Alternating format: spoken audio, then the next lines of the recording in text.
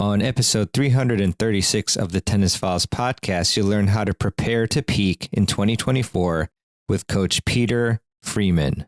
Hey there, and welcome to another episode of the show. Excited to have you listening into this episode, which I think is going to be really valuable for you as it's talking about how to prepare to peak in 2024 with my good friend Peter Freeman. And obviously, if you're listening to this episode at least somewhat near when it was published, then we are just starting into the new year.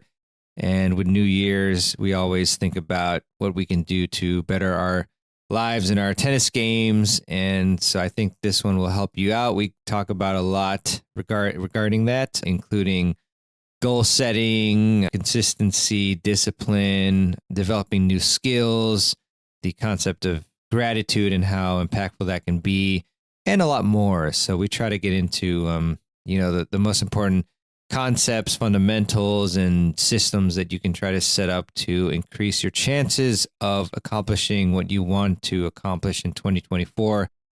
So yeah, I really hope you enjoy this one. So without further ado, let's get right into it. So I hope you enjoy my interview with Coach Peter Freeman. Hey, everybody. Welcome to this special episode of the podcast. And I want to introduce my very special guest. So here we go. He is the founder of Crunch Time Coaching. He is the former Georgia Pro of the Year. He is the host of Tennis Con with 66,000 subscribers on YouTube.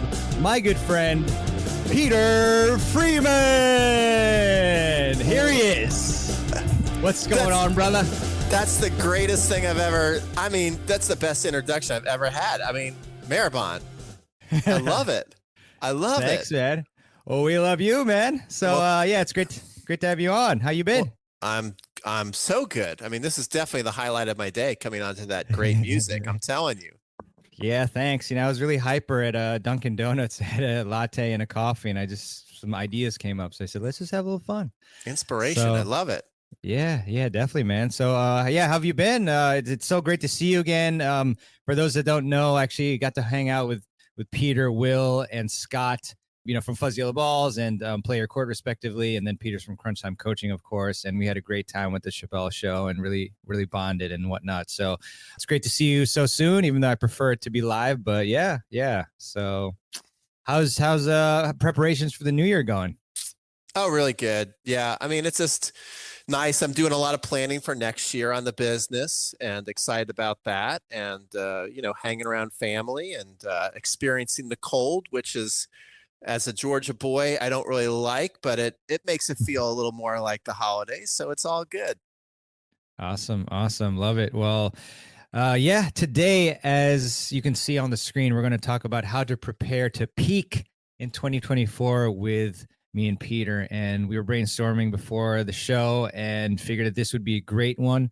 I'll also be putting this on all the podcast platforms as well. But we figured we could do this live so that we can also take your questions as well. But Peter, what's like one of the first things that you think about when you want to have a great year? That the new year's coming up. It's something where like many of us get motivated. Like, oh yes, a new year, time to just change ourselves, transforms ourselves, and a lot of times it fizzles out, unfortunately. But what's like the first thing you think about when you want to have a great new year?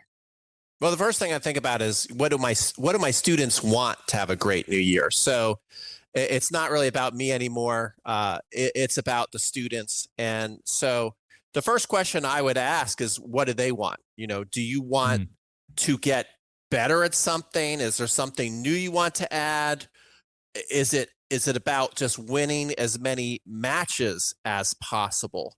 Because those are two different things. You can get a stroke that's getting better and have a disastrous season, and you could have a great season and maybe you just marginally improved something. So it's really, what do you want to do with the off season is a very important question, because a lot of people might say, well, I need to improve my serve. I want to finally get the, a kick serve for the off season. And, that might be the right thing to do if you want to kick serve and you have time to work on adding a new tool in your game, but it might not be the most important thing to work on if you're like, but the reason why I want to kick serve is I just want to win as many matches as possible. you see. So Mhm. that's the real thing I want to kind of put out there on our live stream here.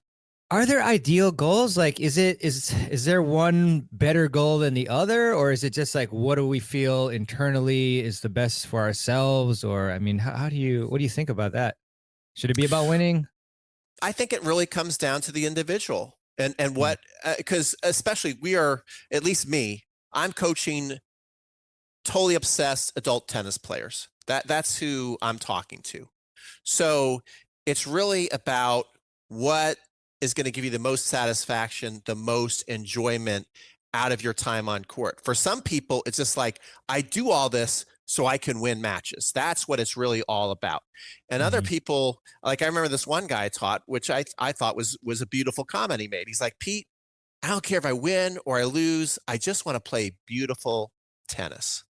And Mm. and so, if you're looking at some of your game, you're like, man, I really want to sharpen this up. I want it to look better. I've seen it on video. It's just a nightmare. Well, now's a great time to do it because now's the time you can do it.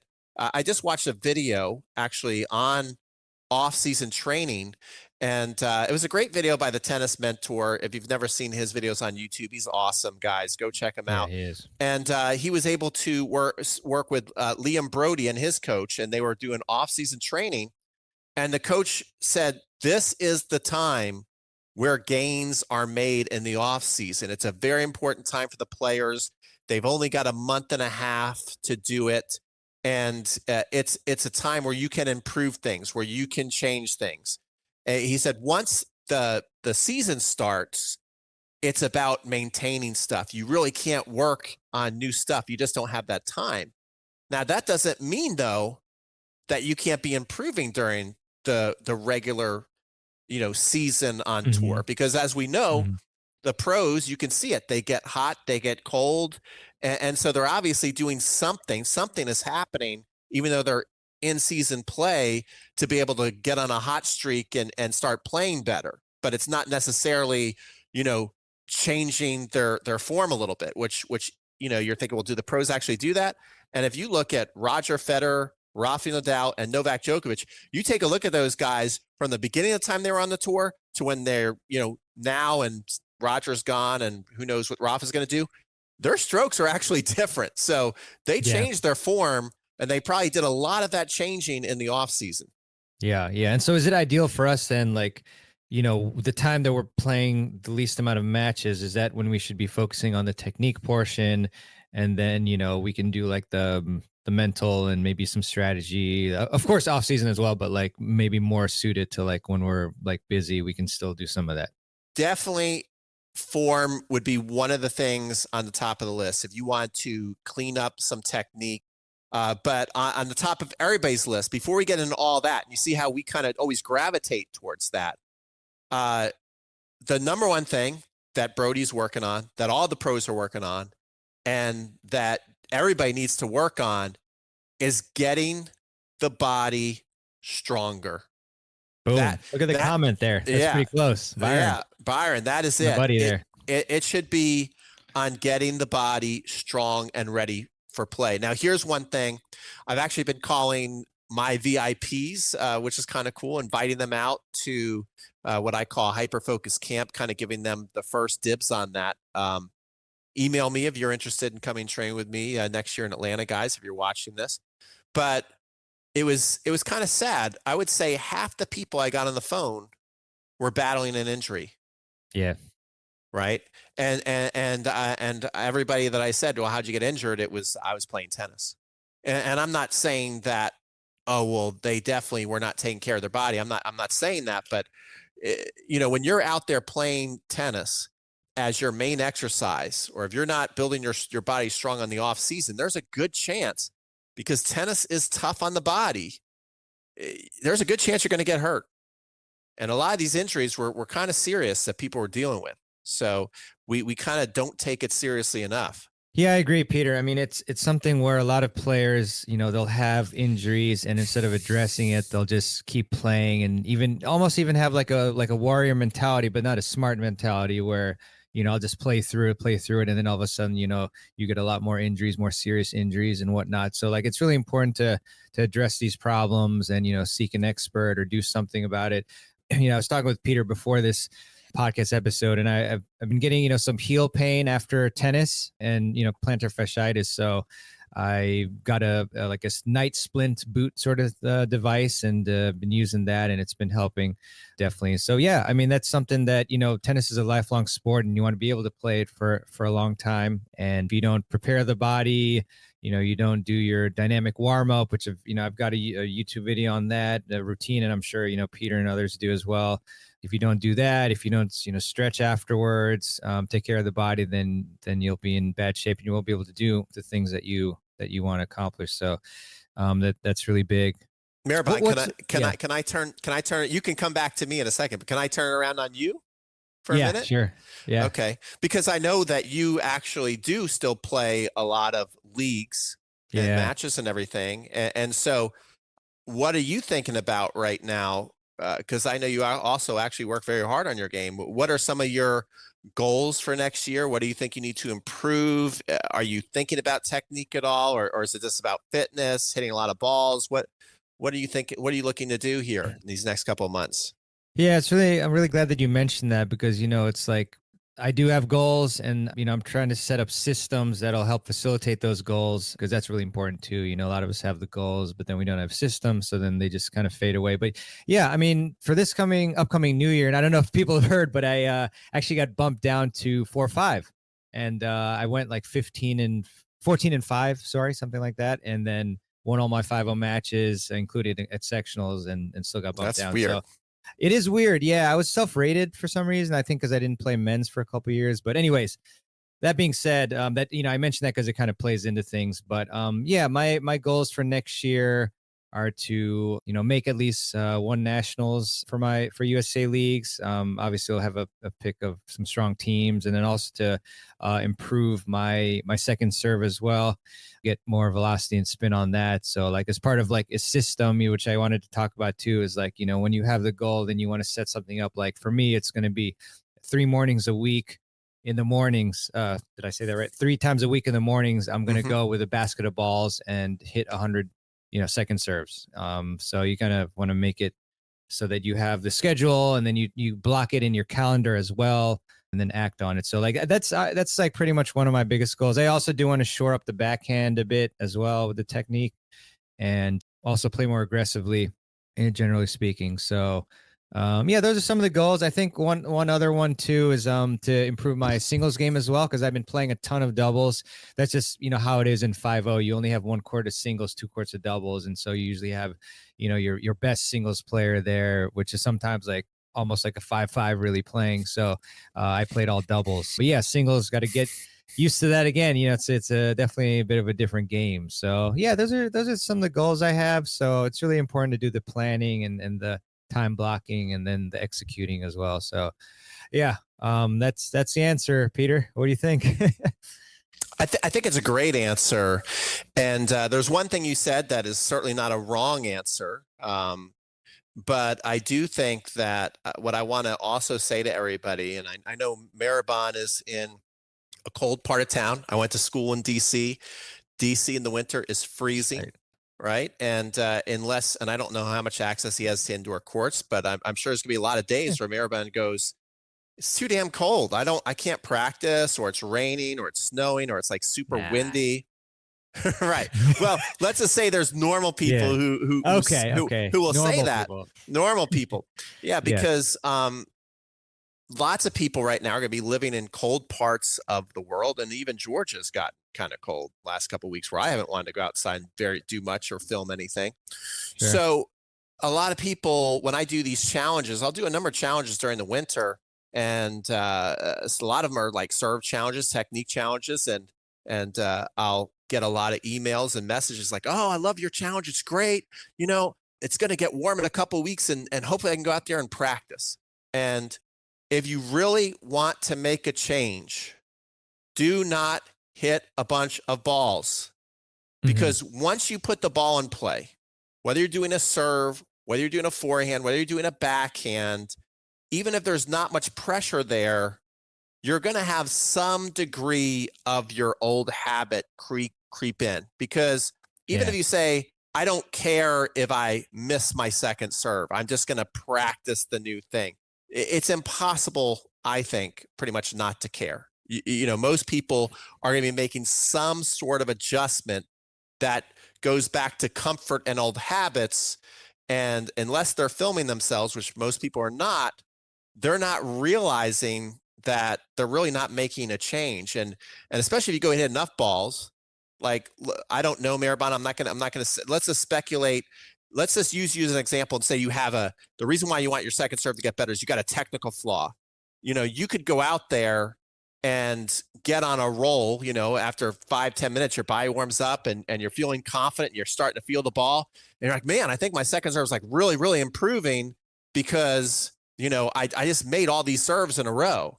And you're probably also guessing and saying to yourself, unless, if you're not filming yourself, which most people are not going to do, you're probably also thinking, and my technique must be getting better because look, the ball's going in. And you might have just had like a great day, especially there's no pressure there and you're hitting a bunch of balls and hitting ball after ball. When you can do that in a rhythm, you're going to end up serving great. And the problem with that is you go play a match, you don't get to just serve one, serve the next, serve one, serve the next, right? You play a point, especially if you're playing doubles out there, the point ends, you got to go talk to your partner. You got to go walk back to the fence. Then you got to step up to the line. Then you got to look at a person in front of you. That's breaking your rhythm. And when rhythm's broken and tension is building, if you haven't really conquered an old bad habit, it's going to come back in the match. And you're going to be like, what the hell? I practiced my serve so much in the off season.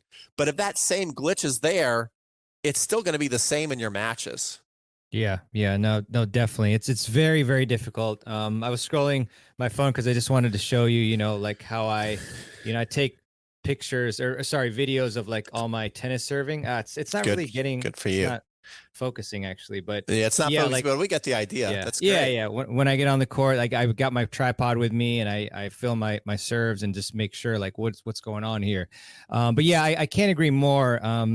There was one point where I was practicing like my new technique on my serve for probably like a week straight, every day. And then, I got on the match court and actually was going really well. I was serving well. I could, even though it's kind of hard, I could tell like that the new motion was in play. Right. And then it got to the second set. It was like 5-all and I was serving and then, I feel a little bit of a shallow drop there. And, it just went back and it was very difficult to really, keep that same form. So yeah, I mean, one, huge proponent you are of shadow swings, like doing these things, like starting from there, like, no pressure at all. And then kind of just gradually, bumping it up. But I know you also say that you advocate like, practice like your new technique, but then in the matches, do what you got to do to win and whatnot. And then just like keep practicing the new technique, like when you're, on your own and whatnot and not playing a match. Right. And then just eventually like it'll kind of kick in. Is that the approach?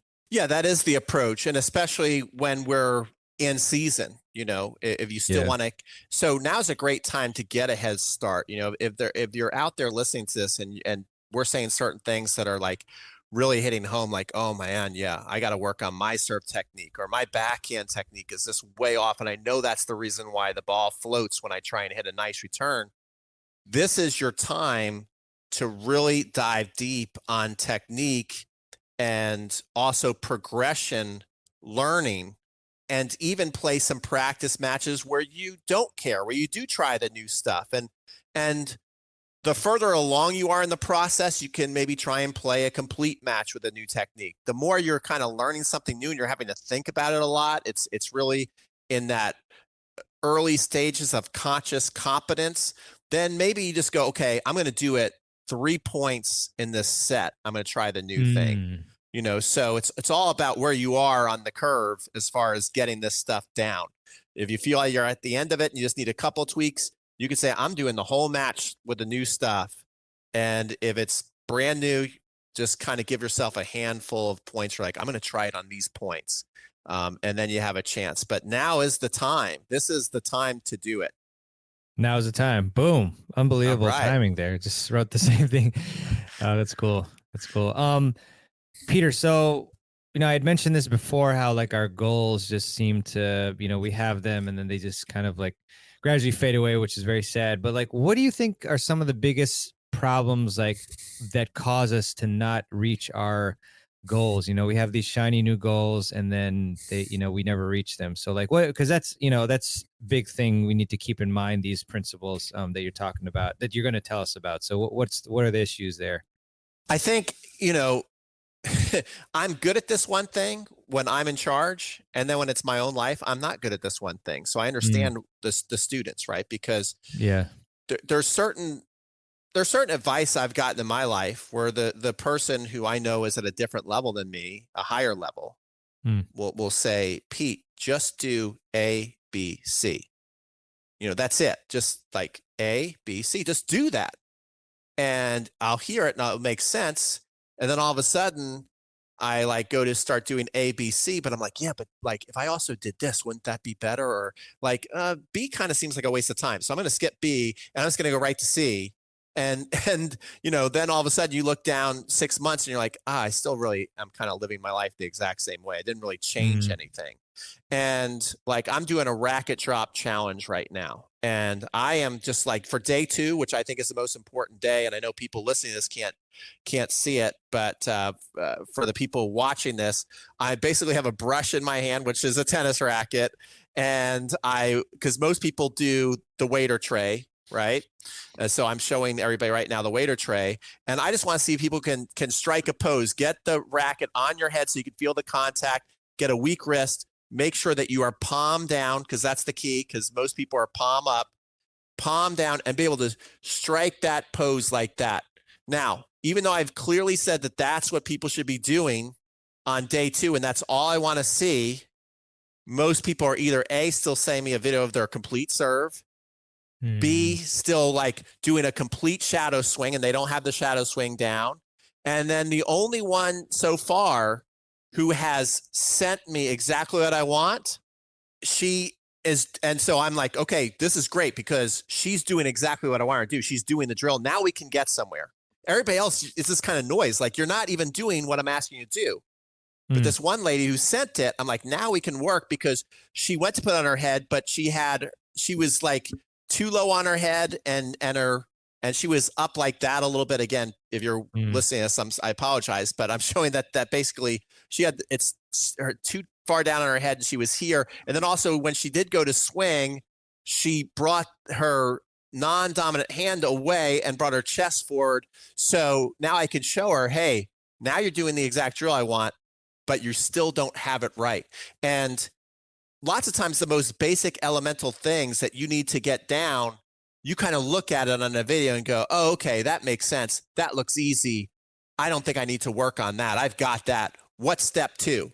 And you'll be surprised out there if you try step 1 and you video yourself, and especially if an expert look at it, whether it's a local coach or somebody online, usually the expert can say, you almost got it, but you still didn't get it completely. So you're still going to, once you add the whole motion, it's still going to really be detrimental to your game. mm.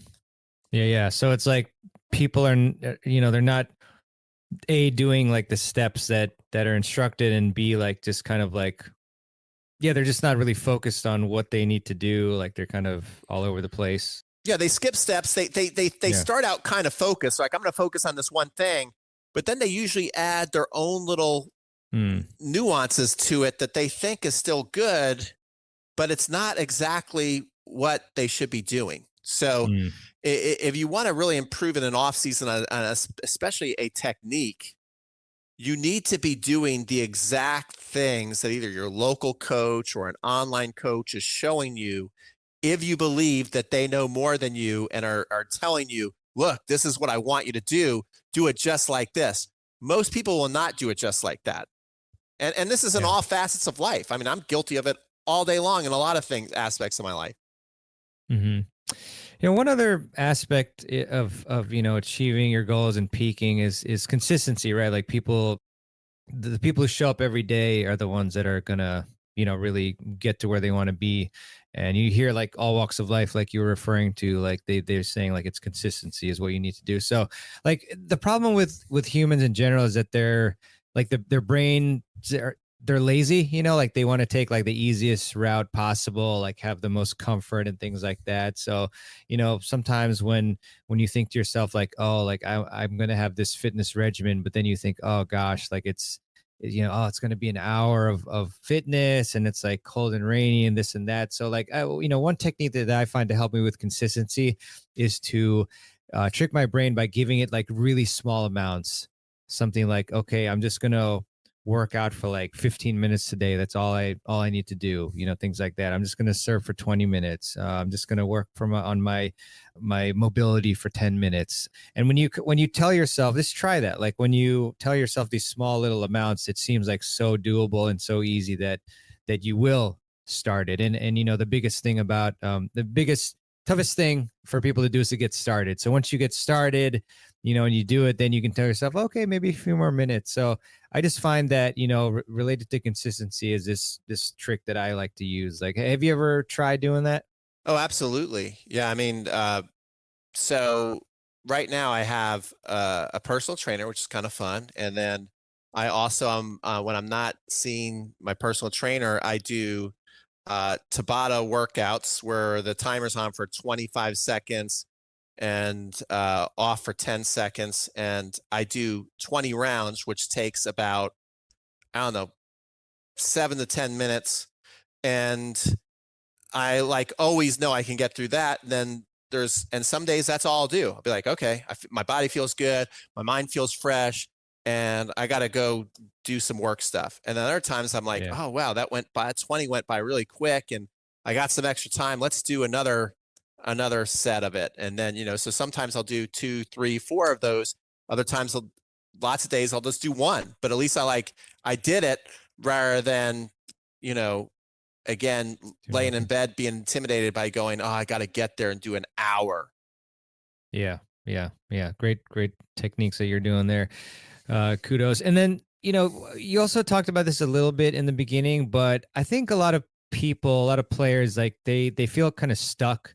Like they know that they're not getting the results that they want, but they don't know exactly what to do. There's like, there's so many things I could do. I could work on my technique, my fitness, like my mental game. Like it's just, there's so many things to do. I'm just like, I'm stuck in analysis paralysis, as they call it. So how can players, be more aware, and like, how can they figure out like, what is it that they really need to work on to take their game to the next level? That is a great question. Cause I mean, tennis is a very complex game. I mean, it really is. There's so much that you got to take care of. I mean, fitness is number one, but even when we talk about fitness, we're like, well, what does fitness mean? I mean, fitness means, flexibility. It means strength, right? It means being durable, which is a little different than strength.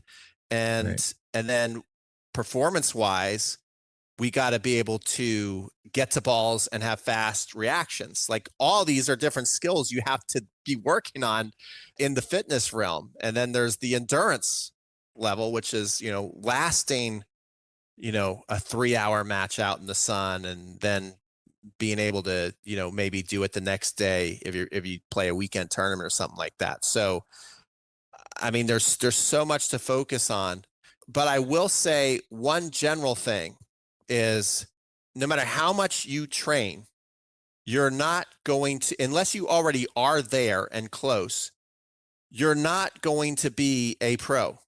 So like, I think you have people in 2 buckets. You have people who are like, I don't care about my strokes at all, and I just go play league tennis and I'm a weekend warrior. And they're going to they can win a lot of matches, and they'll basically win within that level. And maybe they can kind of get to the next level, but then they're kind of done, and not that there's anything wrong with that. Right.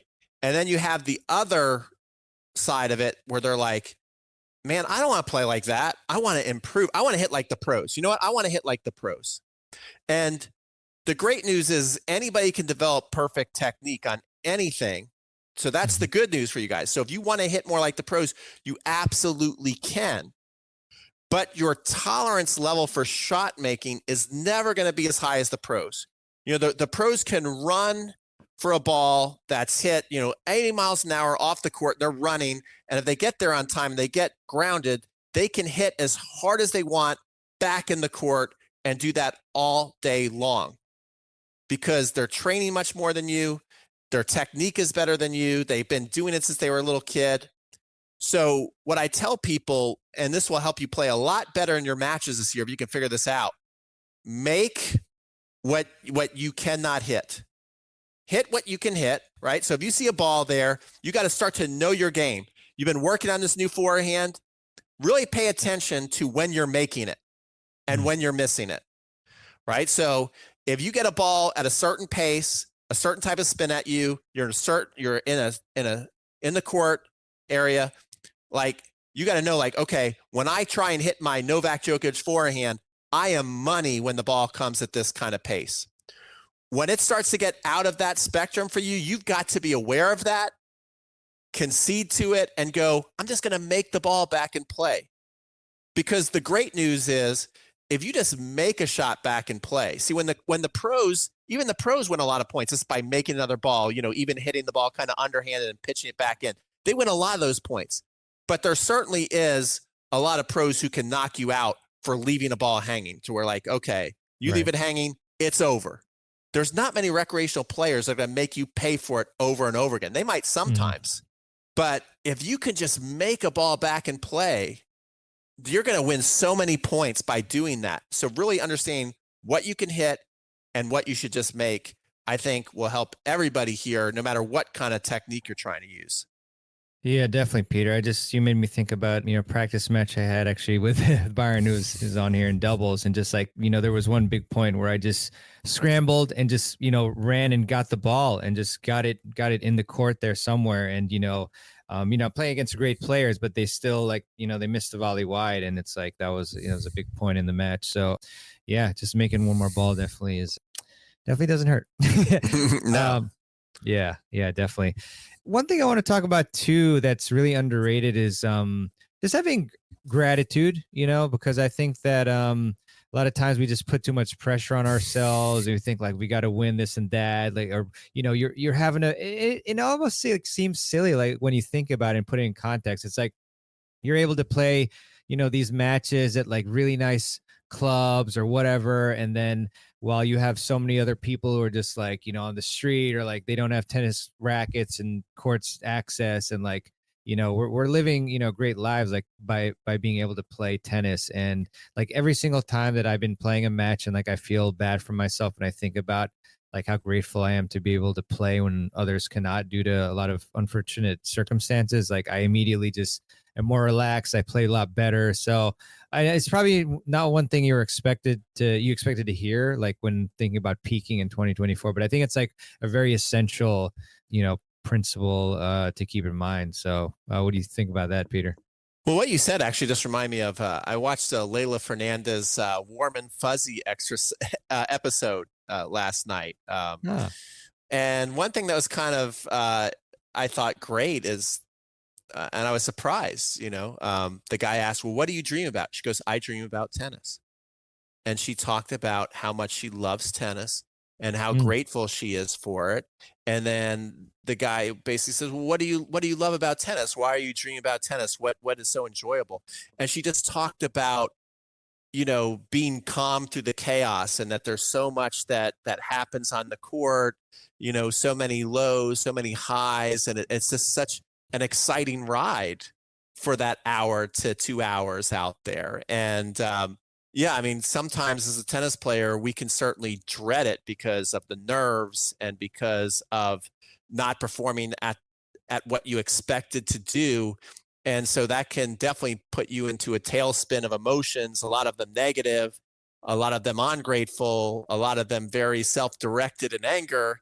And but to kind of realize that, oh my gosh, tennis really brings out all the amazing emotions that you're going to kind of experience in life. In life, you're going to have great days where just something happens and you do feel just awesome and elated. And then there's going to be, anticipation, what's going to happen. That's exciting. Then there's also going to be very disappointing things that happen to you. that are sad, and tennis kind of can bring you through that all in one day.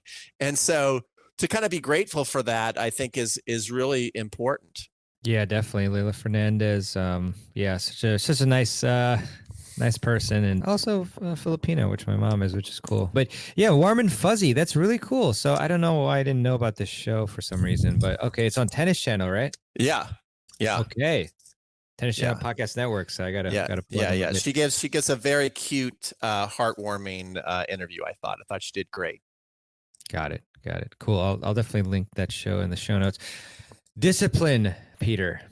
Discipline. So that's big, obviously, in order to really to peak, to accomplish anything, you need discipline. So what are your overall thoughts about discipline? Is it something that maybe is too stressed? Maybe is there like a different way to go about things with respect to that to still reach your goals?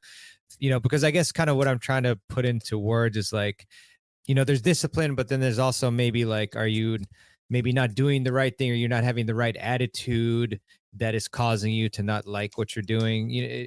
So like, what are your thoughts on discipline overall? How important is it? Yeah, I think it kind of covers a lot of what we've been talking about tonight. The discipline aspect of it is, and being grateful, I think, makes it easier to be more disciplined. Because How so?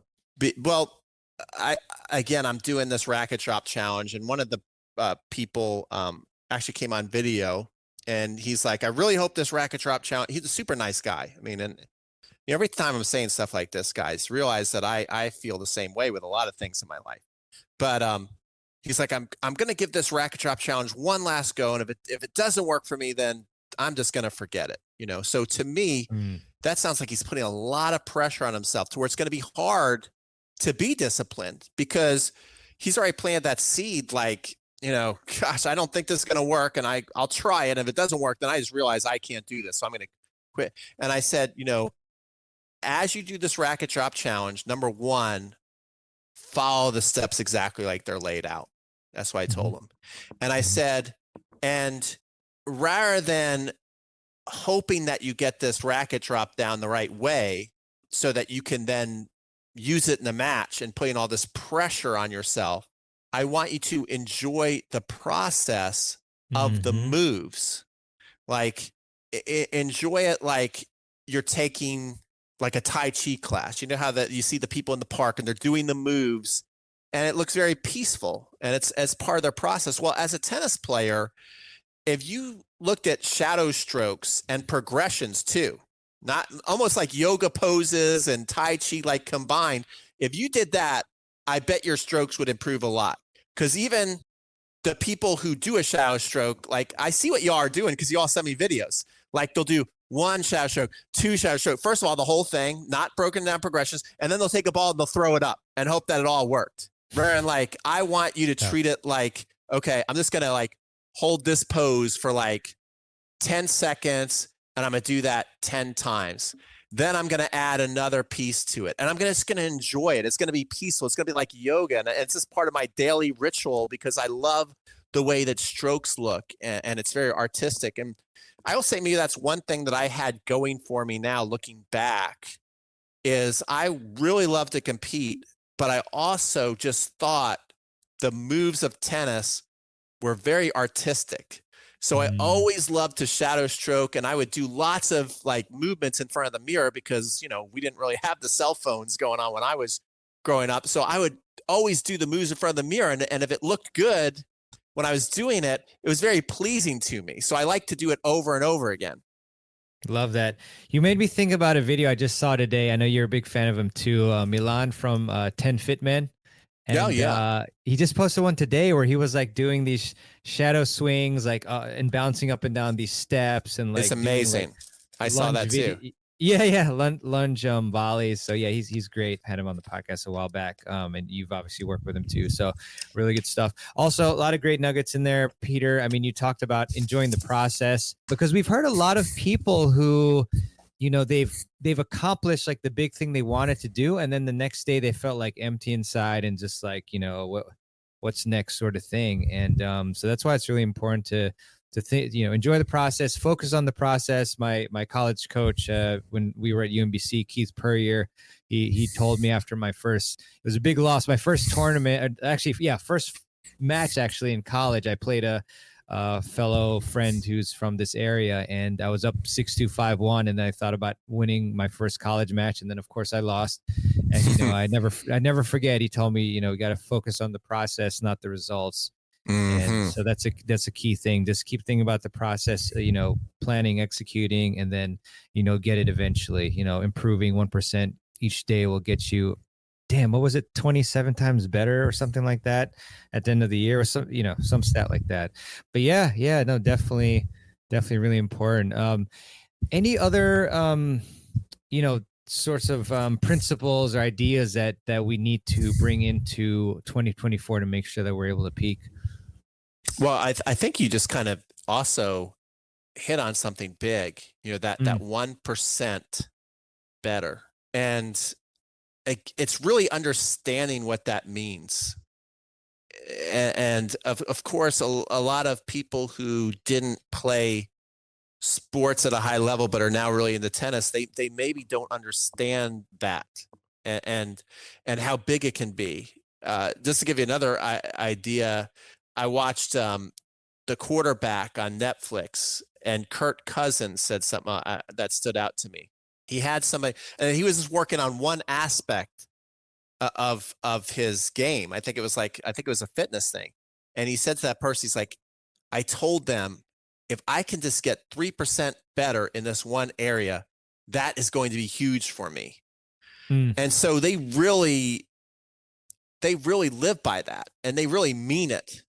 And especially when you're that good, you can't even though you might feel 100% better in your confidence. You see, you can improve 3% and be 100% more confident. But as a professional football player, the guy cannot improve 100%, Sure. because they're pretty much perfect as it is. But if you watch that series, it really shows at a high level how much goes into everything. And these quarterbacks were thinking about every aspect of their game all the time. All the time. And so being able to really understand, what does that mean, improving 1%? Because we always want like these gigantic improvements in 5 minutes. You can understand, someone can say something to you like on a video, and it could be the missing piece, and you could understand exactly what you need to improve in 5 minutes, and that would help you improve and make a gigantic leap, but you're not going to be able to implement it in 5 minutes. Yeah, definitely. And one of your themes that I love is, being the obsessed tennis player, right? But I think, the people who really do like amazing things, and everything, they're obsessed. So like, how do we make ourselves obsessed? How do we do that? Because if we could all be like that and truly just have it like on our mind, like all the time, and just have like max energy and just like, so dedicated, and we're working on it all the time, we would all be like really fantastic players. But inevitably, like, things happen, we get distracted, things fall off for us. But there are still some of those players, like Leila Fernandez, who's dreaming about tennis every night. So how do we become, obsessed tennis players? What do we think about? Well, again, because we've talked about, there's so much to work on, and it can be overwhelming. So you'd be like, well, Yes. I'm a regular person. I have a job, I have a spouse, I have a kid, and, like that's taking up a lot of my time. So therefore, I guess I probably, even though I want to be obsessed more than anything in the world, Pete Mehrban, I really can't be obsessed, and I really probably can't make great gains. And again, what you have to realize is it's about the consistency, because a lot of these great gains is not going to be made that you're going to have to go out and practice 3 or 4 hours a day. Right. It's just that if there's one thing you want to improve, it's, can you add it? If you did a lot of the stuff, 5 minutes here, 10 minutes there, around the house, and then you showed up to your match 10 minutes early, you stayed 10 minutes after your match or your practice, and you did the exact moves that somebody told you need to do to improve something, you would see massive improvements when you look back 6 months, a year down the road. You would see it. It would be undeniable. But again, the problem becomes you get so overwhelmed, you get lost, and then you stop doing those things, and then you're just stuck. You might do it for a week or two, but then you sort of think like it's futile or you got it, which again, the pros, they never say themselves, oh, well, gosh, why am I going to do another shower stroke? Like, I'm perfect. Look at me. I'm the greatest. Like, why would I do a shower stroke? Why would I do another lunge? I know how to do a lunge. Why would I stretch?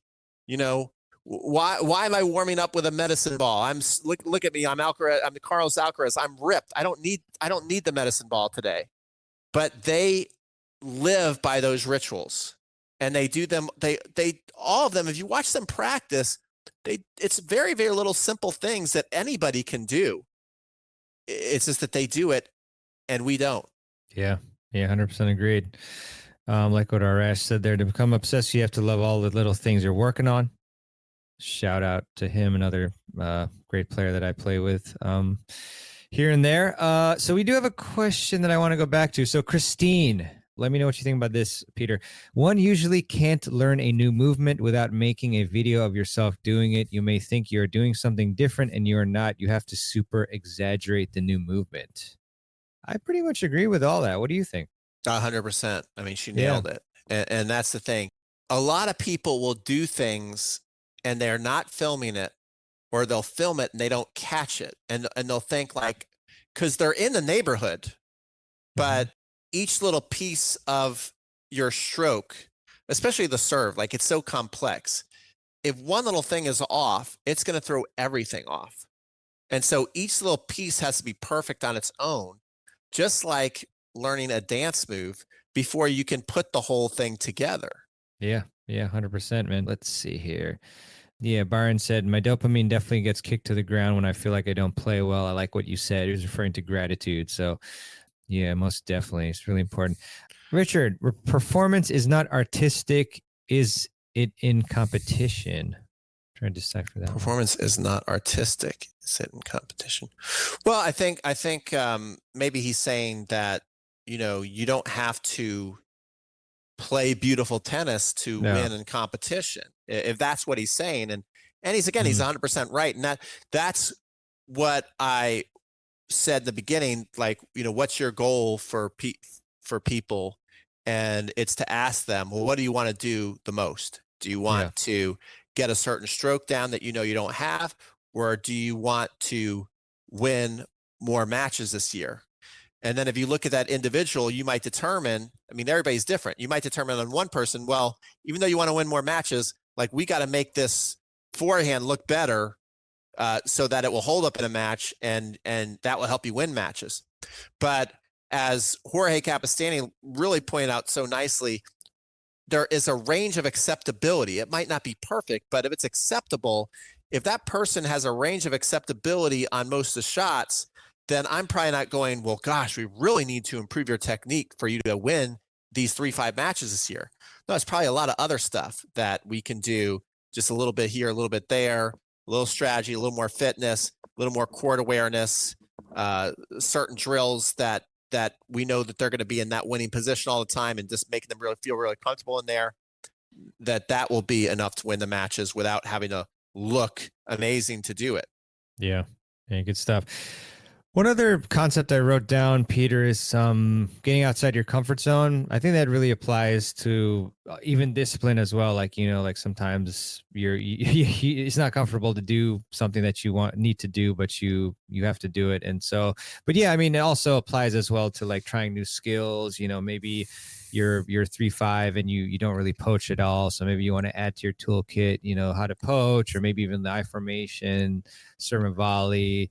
I remember like a while ago when they playing doubles, like I had never served and volleyed, and one day I decided to do it, And I did it for like 3-4 points. And each time, like I'd serve, I go to the net, then I'd miss my volley. And then, I felt like almost embarrassed. Like, wow, people think I have these crappy volleys. Like, forget it. I'm just going to stay at the baseline and do that. But then like the next time I went out, I said, you know what? No, like I shouldn't care what people think.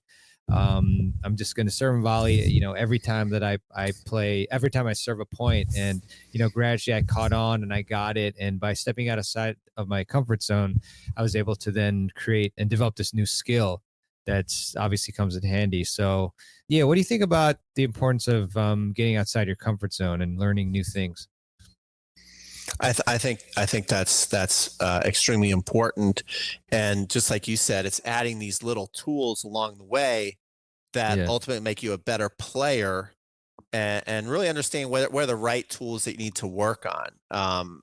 Like you mentioned, the serve and volley kind of reminds me of Novak Djokovic, especially when he played Berrettini. He won Wimbledon on that serve and volley that year. Like, if you really look at that match, on the big points, Novak served and volleyed, and he won almost every single time he did it. And that was done over years. Not just that match was won over years, not just like 2 weeks before the tournament. To where over years, gradually, we know he's one of the best baseliners of all time. We don't just think of serve and volley when we think of Novak. But over the years of continually working on in practice and then on certain points in matches, he knew exactly when to do it. Again, where else did he do it? Finals US Open. You could see playing Medvedev, he was starting to get very tired. And then he played some serve and volley points when you could tell he did not want to get in a long rally, probably could not get in a long rally, and he won it on the serve and volley almost every time. Yeah. Yeah, it was pretty amazing. Yeah, just trying to think about, like, kind of summing up like what we've talked about. I mean, like, tell me what you think, Peter. I mean, we've talked about to get to peak in 2024. I mean, we need to have, goals which are based on, the awareness of what'll give us the most bang for our buck in terms of improving for the new year. And these goals are very personal. So maybe one goal that you have might not be the right goal for me. So it's all very internal and person specific. And then, once we have these goals, we need to create systems and accomplish them, improve through consistency and discipline. We also want to think about, of course, just making sure that we have our fitness in place so that we're able to, play first of all, and thrive and feel good about, our body and ourselves. And then also we need to add in things like our gratitude, sort of, just remembering how lucky we are to play the game. And then, of course, the more tools that we can add, the better, generally speaking, just so you have more assets when you get to play. So, and then also, getting outside your comfort zone. So I feel like that pretty much kind of covers, what we talked about. I just want to see if there's maybe any other elements or any just overall thoughts while we wait and see if there's any questions, of course, that maybe we didn't touch upon. I think you did that perfectly. So I mean, if I were to just sum up my things, they're pretty much the same as yours. Number one is, right now is the time to be building up your body. That's non-negotiable for everybody. Number two is figure out this off season, do you want to win more matches next year, or is there something that you're feeling very self-conscious about in your technique that you want to improve? So if you answer, I just want to win more matches, I mean, I always think I need to improve my technique to win more matches. Then really, if it's about winning more matches, be super analytical of your game and ask yourself these things that you think you need to improve technique-wise. Do you really need to improve them? Like, probably the most notable one is, if you look at recreational tennis, very few recreational tennis players have a professional looking serve. And it's great to have a professional looking serve. But if you look at 3-5, 4-0 tennis, there's so many people that can win matches by just pushing the serve in play. And like, I watched this one lady today, she sent me her serve. She pushed the serve in, but I'm like, damn, she's a good athlete. That serve is actually moving pretty well. Like, unless she just is so self-conscious about her serve and wants to improve it just to improve it, I wouldn't change her serve. If she wants to win 3-5 matches, she doesn't need to have a professional looking serve to improve, to win at 3-5. So really think, if it's about winning, what are the real reasons you're losing? It might not be that technique. What are the real reasons you're losing, and attack that like crazy. And if you are going to improve technique, if you're like, it is definitely technique on this shot or that shot, then I'm telling you, the only way you're truly going to get it, it's not hitting a ton of balls on the ball machine. It is doing a lot of step-by-step progression shadow work in your house, filming it, making it absolutely perfect, then having someone, a ball machine or a coach, feed it underhand, making sure that looks perfect, then having maybe somebody feed you out of a cart, make sure that looks perfect, then rally with somebody easy, then that's got to be perfect, then hit harder, that looks perfect, then play points, then it looks perfect, then put in a match. That is the only system. There is no shortcut. I wrote all this down. I'm I swear I'm screenshotting it. I'm gonna look at it every day. Yeah, I mean, that's the way to do it. And I mean, especially like the longer you've been playing, I mean, I feel like it's very tough, to make these technical changes, but I mean, it's very rewarding at the same time. But yeah, you got to take those steps, from no outside pressure whatsoever, get it perfect, to gradual steps up in, pressure environments, slowly. So really love that. Yeah, amazing, Peter. Great stuff. Yeah, tell us about any particular like projects or anything you're doing. I mean, you mentioned obviously the racket drop challenge. Is that something that people can still get into at this point, or is it kind of no, that's kind of like we're kind of too deep in the weeds on it, I think. But yeah, I'm going to be doing a lot of challenges next year. In February we're going to do a serve challenge. I'm going to go deeper with my membership. We're going to change the membership a little bit next year. Nice. To service more people, and then also lots of fun trips and things. So I'm going to go to South America in February. I'm going to do TennisCon Live in April, and then a lot of camps in Atlanta. I'm going to be in Spain and France next year, and Cincinnati at the Masterclass Clinic. So if you want to come train with me, either in Atlanta or Cincinnati or overseas, then shoot me an email at crunchtimecoaching@gmail.com if that sounds exciting. Sweet. I'm just writing this down. I know all this already. Why am I even? Let's see. Peter's email. So yeah, I'm going to include that in the links for sure. Any other profiles or anything you want us to check out? Like, I don't know, Instagram, TikTok, I have started a new TikTok dancing channel to where I dance with BT. We dance to the oldies. And no, I'm just kidding. No, just go to just go to YouTube. Peter Freeman Tennis, type it in, Crunch Time Coaching, type it in, and you'll see me a lot. Awesome. Any let me double check the comments here. Oh, okay. Here we go. Christine, I have a mental hump to get over to keep up my aggressiveness for an entire match and not get psyched out or doubt myself. Also developing a new tool, a slice, and incrementally improving my backhand. All right, Christine Frank, hey, good to see you on here. Yeah, she comes train with us in Cincinnati. Awesome. Yeah, I mean, to Christine and everybody, here's the thing about staying aggressive the entire match. Ideally, what we think about as staying aggressive is when we see Serena crunch a forehand, when we see Roger crunch a forehand. And that is very hard. That's what I was exactly talking about earlier in this podcast live stream. As far as it's going to be pretty much impossible for you as a recreational player if that's your version of staying aggressive. So you have to get in touch with what I call your confidence meter. You have to really have honest conversations, like going, I want to play this point aggressively, but I'm super nervous.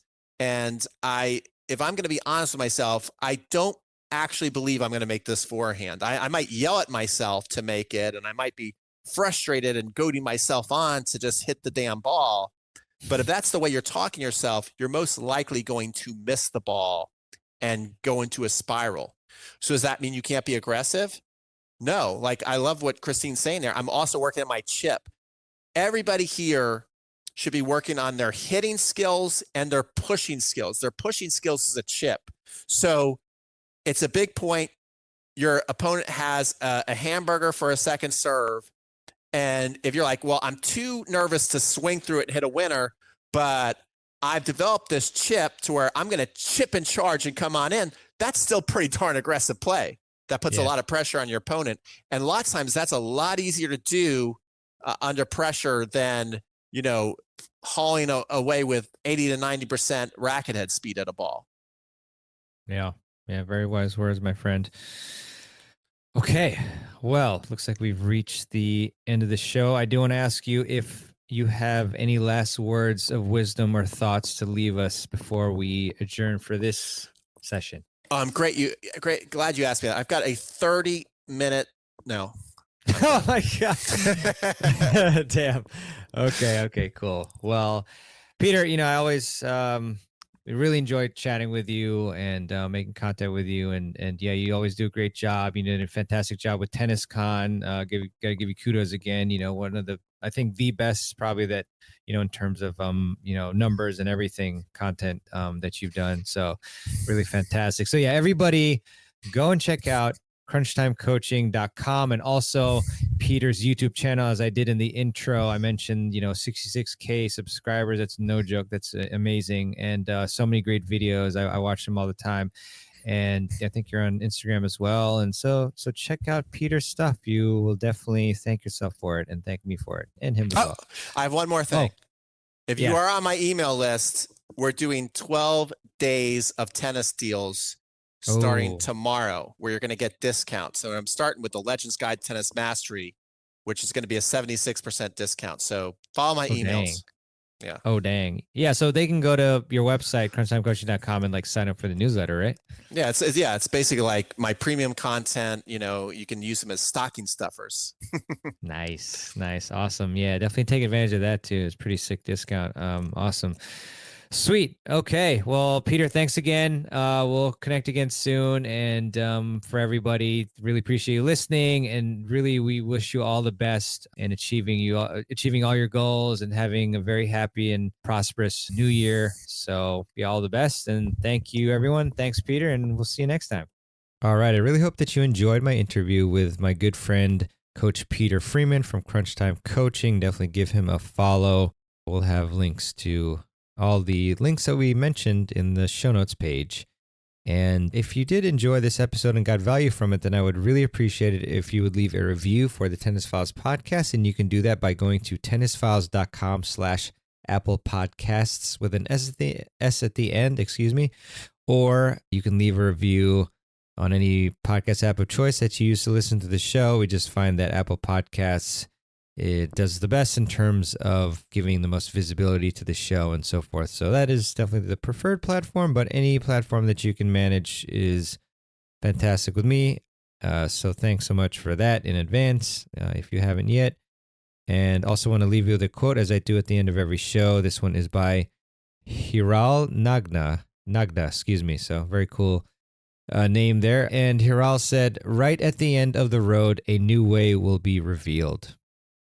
So very deep quote there and a pertinent one for the new year. So with that, thanks so much for listening to this one. And I look forward to bringing you more fun interviews and, of course, insightful ones, as well as solo episodes in 2024. So have a great one, and I'll see you next time. Take care.